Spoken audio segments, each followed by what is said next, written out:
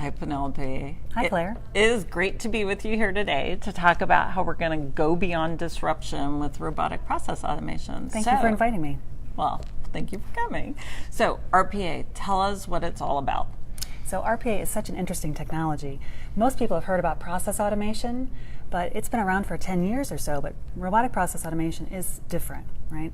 It's really an overlay onto applications and onto the systems. And the good thing about that is most companies have disparate systems.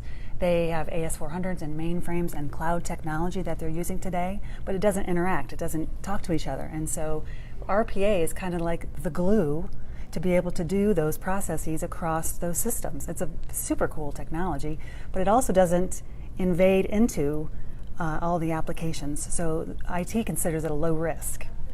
Okay, so if I'm thinking about, because I think when people think about robotic process automation, they're thinking about robots on the auto assembly line, right? So that's not what we're talking about. But it sounds like what we're talking about is you have disconnected software, let's say, for those of us who are not technologists, and that instead of people making the connections between your two different software systems, you're actually leveraging technology to do that. Is that's somewhat accurate? That's exactly it. Okay. Today, most finance and accounting professionals do that manually. Right. And they are just bogged down with all of these tasks that they're taking invoices, for example, taking all that information and then translating it into this system and then putting it into this system and then getting approval and then sending it to get paid, right?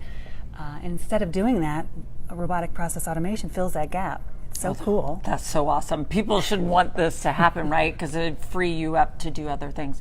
So do you have specific examples of companies who have leveraged RPA and what's the result been? Absolutely. So I do have one of our subject matter experts that helped us develop some resources for RPA.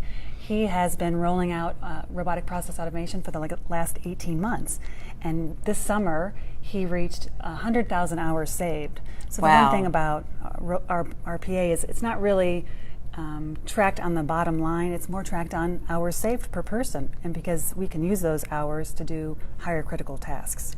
Wow, that's incredible. Any other examples of how people have used it? So that's a good question. And really, finance and accounting, I've talked to a couple of folks in our industry, firms and global multinational companies, and they're starting to use it, but it's only been about a year. And so they're just rolling out a couple of bots that they've seen huge savings with, and so it's given them an incentive to continue this over the next few years and really take advantage of what they can offer for their company and to save hours and save time.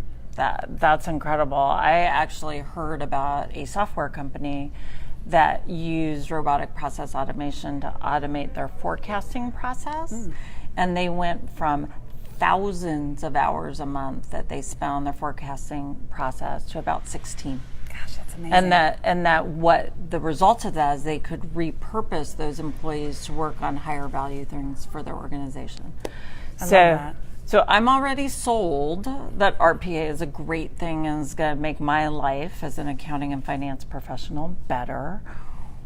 How do I learn more? Where do I start? Because I think it might be a little overwhelming for people to try to figure out where to start. That really is a good question.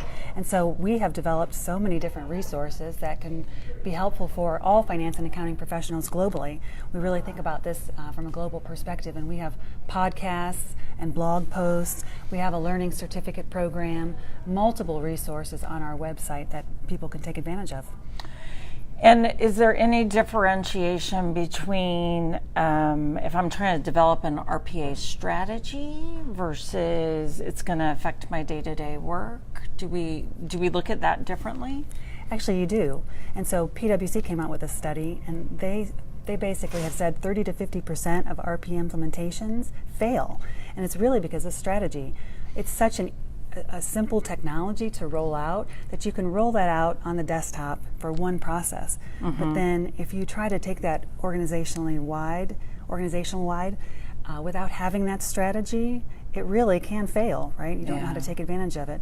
And so we've got a course that specifically addresses that and talks to business leaders about how to think about this from an enterprise perspective or a firm perspective. Right. So I imagine then that's going to cover things we're going to be talking about, things like the change management aspect of it. And I'm not just automating a bad process. So how might I improve my process, things like that? Absolutely. The change, the culture change is a big shift, right? And there are a lot of people that are nervous about taking those manual tasks that we do and shifting those off their plate. But it really is a good situation because that's the drudgery, that's the mundane stuff that people want to get rid of so that they can focus on things that are more interesting and more insightful and more valuable to the company.